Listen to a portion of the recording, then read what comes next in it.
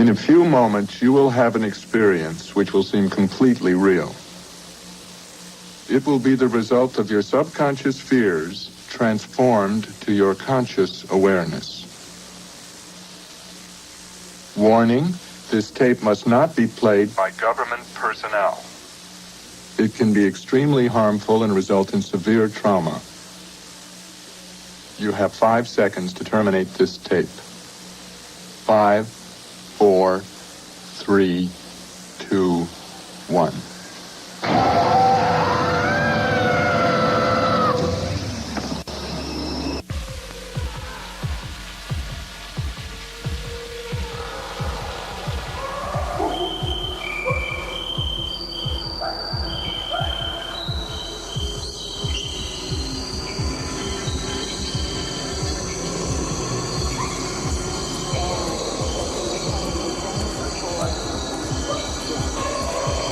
And we gradually begin to piece things together. It was very difficult for me to get into a very deep trance, but we did, time went by, it did manage to occur.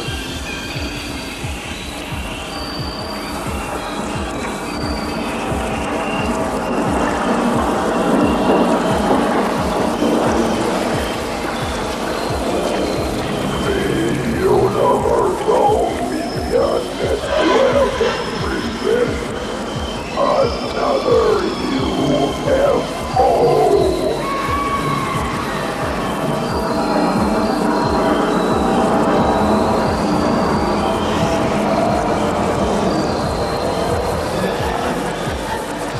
Putting away from the time I left, where we left off, where the object was pulling out in front of the road in front of us, all lit up in the primary color. Away, approximately, maybe closer. By the way, this is Over the Edge. This is KPFA and KPFB in Berkeley, KFCF in Fresno. Brought to you by Columbus, Ohio. I did the porthole, loose white light, like the light in an operating room maybe, and a figure dressed in white moving in one of the windows. The object maybe physically coming closer. I'm not sure, but the lights were projected towards us, very much, well, like holograms, three-dimensional. There was depth to them, and they in fact were mesmerizing, and basically not jamming myself out. The next thing I know, the cars were setting up the car. At some point, getting communication and saying, "Don't worry, we will nurture." The voice of telepathy basically appearing in my head. Don't worry, we won't hurt you. The car is dark, or the tire, everything's dark. Can't see the objects in the road in front of us. Just the crunching of the gravel of the thing leads us up towards us. As at the time I thought of Bigfoot. As the memory came back, I thought of Bigfoot because it's big, heavy, made lots of noise. I'm not sure, even sure if it was Penny. Maybe it was a robot. And the two experiences that I remember beyond that, it always seems like maybe they use a retrieval device, something that's not one of them that they use to do the capture. I stood in front of a huge screen that went, it was about a 16-foot ceiling in the room we were in, and the screen went from the floor to the ceiling, and from side to side, it was like, 30, maybe 50 feet from side to side. And they had me stand like 2 feet in front of it, and it was just white, kind of shiny, and then all of a sudden, it got very dark around me, and next thing I know, it's like I'm standing inside of a 3D picture of space. And I never moved. I'm still standing there. And what they showed me was Earth. This is kind of cliche, but I'm just reporting what I experienced. It was like a 3D Earth in front of me that was all pristine. pristine, beautiful, like you were out in space looking at Earth. You know, I believe this was a recreation. If anything, it was so pristine and so gorgeous. They were either showing me a film of Earth or a recreation. And it's beautiful. And they showed this to me, and I was just looking at it, and every time I went to look away, they instructed me to keep looking at it. And it was just gorgeous, and I was very moved by it. All of a sudden, the screen starts to go gray again, or the area around it goes kind of gray. I'm still standing in the same place. All of a sudden, the stars start pulling back together and fade out to this white screen. And all of a sudden, the white screen in front of me again. And then, just as soon as it became a white screen, I looked to, actually, it was a Nordic stand next to me. I looked to them like, okay, what's going to happen next? And he signaled, shook his head, like, look back at the screen. And I looked back. As soon as I looked back, there was this huge explosion that filled the entire screen, like a huge, giant nuclear explosion. And I was standing so close to the screen. This was not a 3D image this time, but it was just really powerful. And there was this loud, explosion sound. And it was very, very, frightening out of the blue. And I think it was just to say, here's pristine Earth, and this represented Earth's destruction in some way.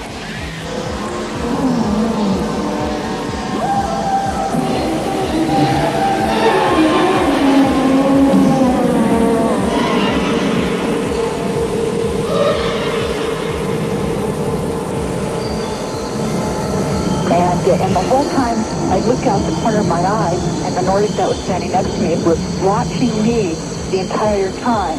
He never looked at the screen or the Earth. He only looked at me, like he was studying my reaction to it. Again, it was just startling, but I didn't really have an emotional reaction to it other than it just scared me. There's this explosion in the, room, and I was just like, whoa, what was that, And the whole time he was just studying me, so I'm not sure what they intended it to be. Remember the specific medical procedures that were performed on me. I remembered ova being extracted through a needle. I remembered having tissue samples scraped from a vaginal area.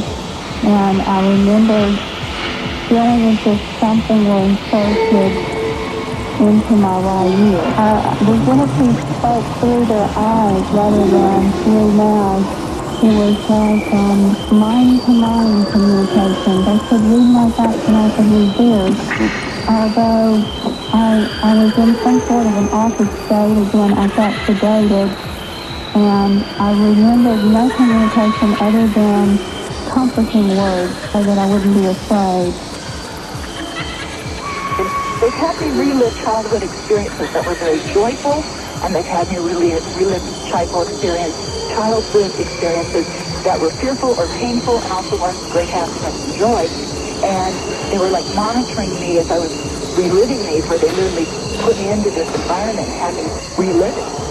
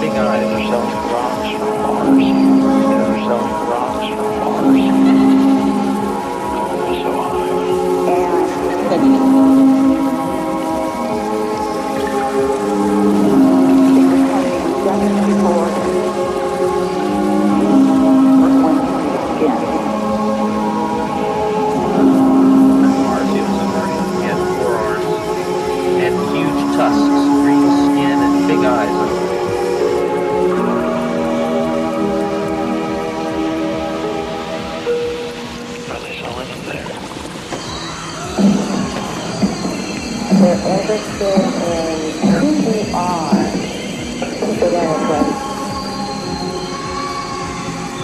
And that they were telling me, we've done this before and we're going to do it again.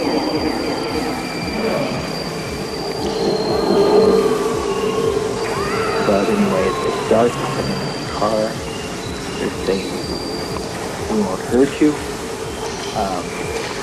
I pounded on the fender a couple times, and I'm aware of figures standing outside the car, primarily on the driver's side, on Dan's side of the car. I'm petrified, I'm so scared that my diaphragm is just spasming, I can't breathe, gasping like the fish out of water, so to speak. And I'm trying to get my hand to the door to make sure the car door is locked. However, at this point, Dan opens the car door and gets out. I'm sitting there in the car, terrified, looking over at the driver's seat side, which is now empty, the door being open, and my awareness that there are figures moving around out there.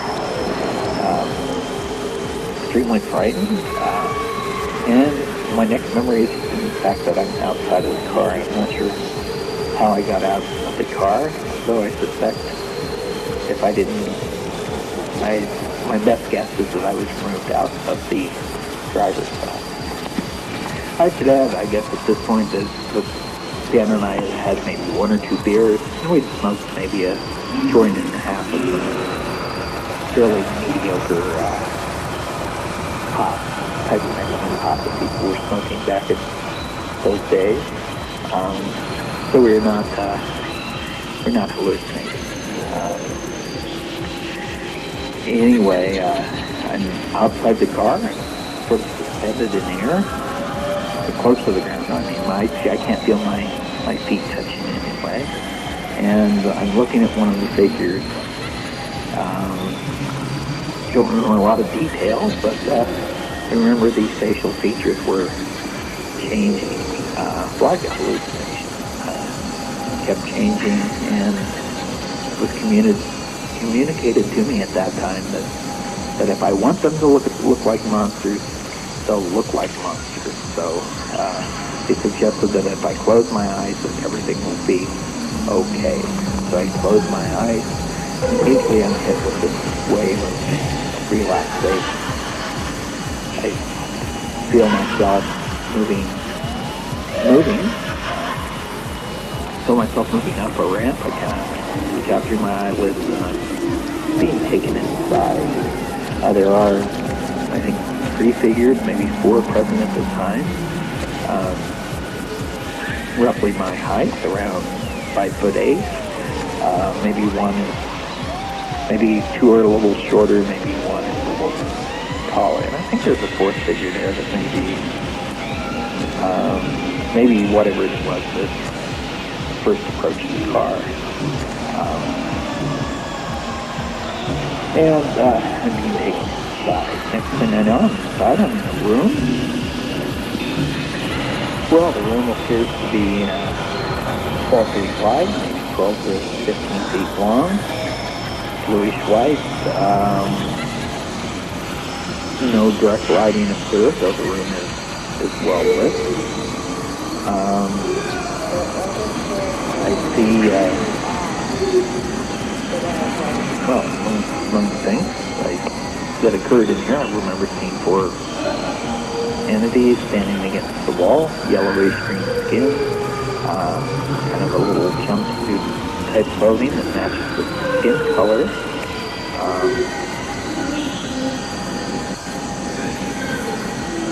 Don't seem to be moving, not necessarily non-living or whatnot, but slender body, big head, or I guess what we've all come to know as the gray alien. I don't remember them being any of the smaller ones. I vaguely remember the larger one that I did most of communicating with, and then 2 that seemed to be slightly shorter, maybe this one maybe at 5 foot. There were none on, I don't recall them being very, very short. I think sometimes supported the TV. Dan is disappeared by this point. They've taken him on, kind of into the next room. And it's like I'm standing there talking to this being. What do you call him? I don't know. And it's almost like we're killing time, but we are talking.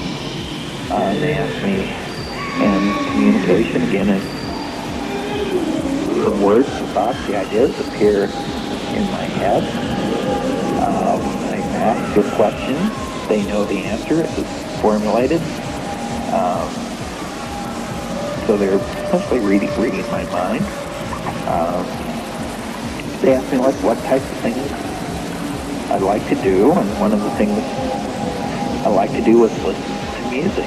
And they go, what kind of music do you like to listen to? I mentioned a couple groups, and I think Beatles. Well, if they were monitoring the planet, then surely by God they know who the Beatles are. And anyway, when I'm thinking about this, about them monitoring the planet, I get the direct impression that no, I'm not supposed to be thinking about that. Occasionally, basically my emotional state during this was either curiosity, curious about what happened, fascination, but at the same time there were periods of intense fear where I realized that basically all bets were off, all rules. Basically, I could disappear here and now, and no one would ever know what happened.